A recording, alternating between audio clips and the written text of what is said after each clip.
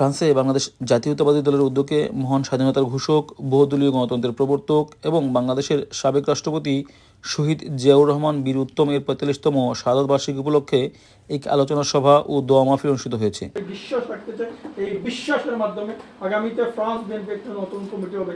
আপনারা মনে করছেন বিএনপি কেন কমিটি হয় নাই ফ্রান্সেও? আপনারা সবাই যুব দলের পরিচয় পেয়েছেন, স্বেচ্ছাসেবক দলে পেয়েছেন, জাসাসে পেয়েছেন। আগামী দিন ইনশাআল্লাহ যারা বাইরে আছে তারা দল করি, সেই দলকে ভালোবাসি। পর্যন্ত বাংলাদেশে নিবেরাই লক্ষ লক্ষ কোটি নেতা কর্মী আজকে জাগ্রত হয়েছেন। ফ্রান্স বিএনপি কর্তৃক আয়োজিত আজকের এই আলোচনা সভা ধন্যবাদ যে আজকের দিনটা মনে রাখার জন্য।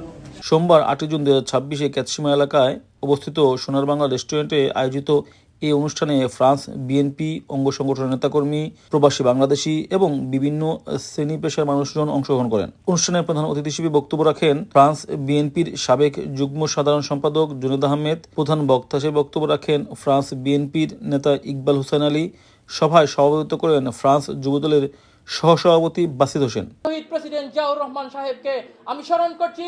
মরহুমা নেত্রী তিনবারের প্রধানমন্ত্রী জনাবা বেগম খালেদা জিয়াকে।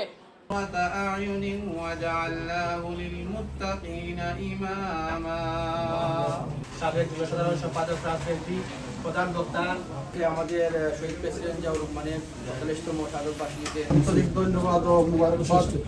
আমার ব্যক্তিগত পক্ষ থেকে কৃতজ্ঞতা এবং ধন্যবাদ জ্ঞাপন করছি। যৌথভাবে অনুষ্ঠান পরিচালনা করেন ফ্রান্স যুবদলের যুগ্ম সম্পাদক সাবির হোসেন এবং সহদপ্তর সম্পাদক কায়সার আহমেদ। আলোচনা সভায় বক্তারা শহীদ রাষ্ট্রপতি জিয়াউর রহমানের রাজনৈতিক দর্শন, স্বাধীনতা যুদ্ধে তার অবদান, বহুদলীয় গণতন্ত্র প্রতিষ্ঠায় ভূমিকা এবং বাংলাদেশের উন্নয়নে বিভিন্ন কর্মকাণ্ডের কথা তুলে ধরেন। তারা বলেন, জিয়াউর রহমানের আদর্শ ও দেশপ্রেম নতুন প্রজন্মের জন্য অনুপ্রেরণীয় হয়ে থাকবে। শহীদ রাষ্ট্রপতি জিয়াউর রহমান বীর উত্তমের ৪৫তম শাহাদত বার্ষিকীতে ফ্রান্স যুব দলের নেতৃবৃন্দ বীর উত্তমের ৪৫তম শাহাদত বার্ষিকী একত্রিত হয়ে আজকের এই দোয়া মাহফিলে বাংলার রাখাল রাজা শহীদ রাষ্ট্রপতি জিয়াউর রহমান সাহেবের সভাপতি বছর ভাই।